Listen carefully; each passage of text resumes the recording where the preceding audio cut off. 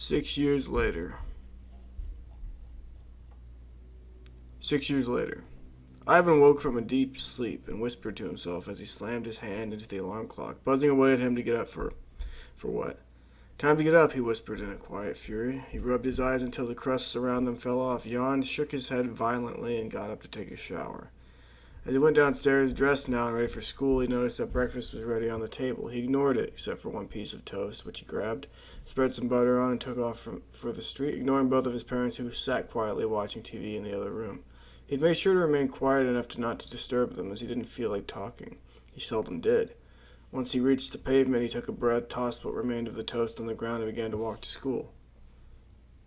It wasn't a long walk, but the whole way there he thought of the cube, that damned thing. Sometimes he thought that it hadn't been real, except that he could remember the feeling that it gave him so vividly, that it couldn't have been imagined.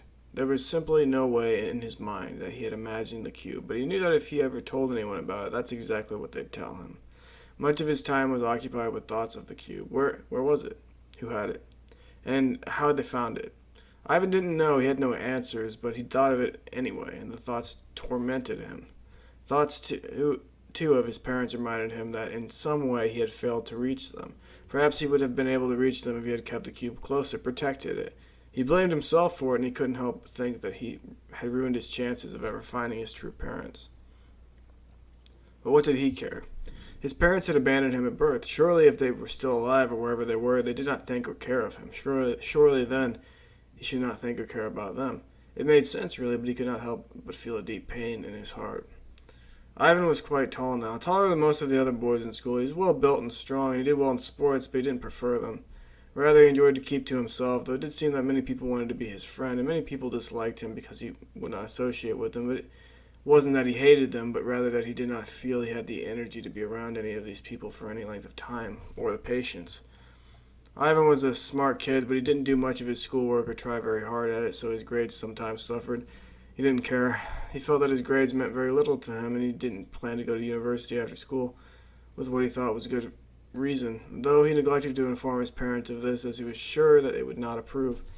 Ivan didn't mind working, though, and often worked with his father, and even had some ideas for a business of his own, following after his father's business, which was as a maker of furniture. Ivan thought of creating his own store and making furniture. He was good at it. It was simple but creative work. He would enjoy it a lot. Much more than a load of college debt and financial pain for a degree that would allow him to do probably nothing important. He didn't think about the subject of college any further than that, and he was dead set on creating his own business when he finally finished high school. His high school, Taverley North High School, was one of the biggest in the area, and he hated every minute that he spent there. Ivan could barely sit still this morning in his English class. They were to read a book titled Who Cares What by Who Knows Who. But Ivan only thought of writing his own book, perhaps about furniture or to make it or anything else, really, the cube. Maybe he would write something about the cube, he thought to himself excitedly. That would be something, and he could make up anything. Maybe in that world he would not have lost the cube, but rather gone on some form of adventure with it, and because of it. Maybe in that world Sarah would feel for him as much as he felt for her, and as she seemed to be the only one who did not care for him.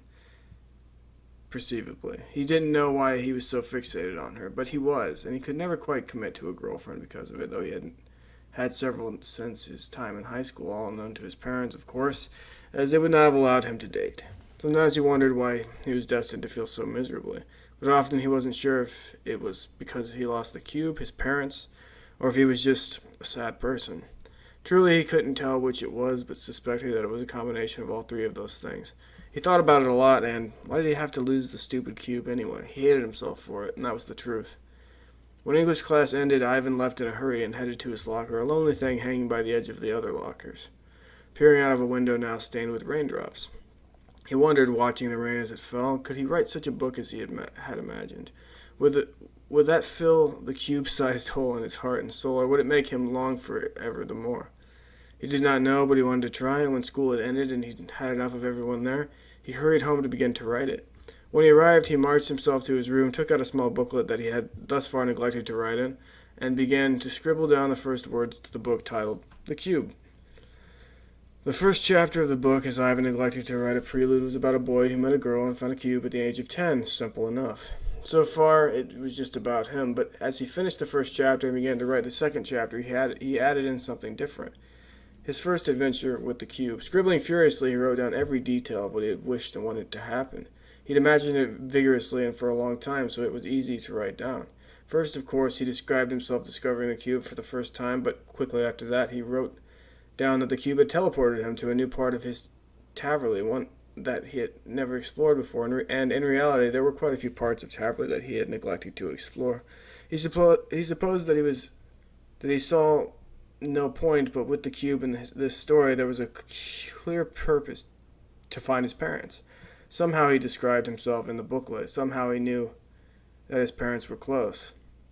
A few moments later, and someone in real life now was calling for him to come downstairs. It was his mother, and supper was finished, which was odd because normally they had supper around 7 o'clock, but glancing at the clock, I even know that it was in fact 7 past 7 o'clock. He had really been writing that long. Shaking his head to reorient himself, he added one bit into the story at the end. He added in that he hid the cube beneath his bed, but also that when he awoke the next morning, in the story, he found it again and continued his adventure. Smiling, he went downstairs. His mother noticed immediately. "What are you so happy about?" She smiled back pleasantly, small wrinkles covering her otherwise smooth face. She was nearly 40 now, and his father was even older, which to Ivan seemed very old, though perhaps it wasn't really. Ivan shook his head, trying to lose the smile. "Nothing."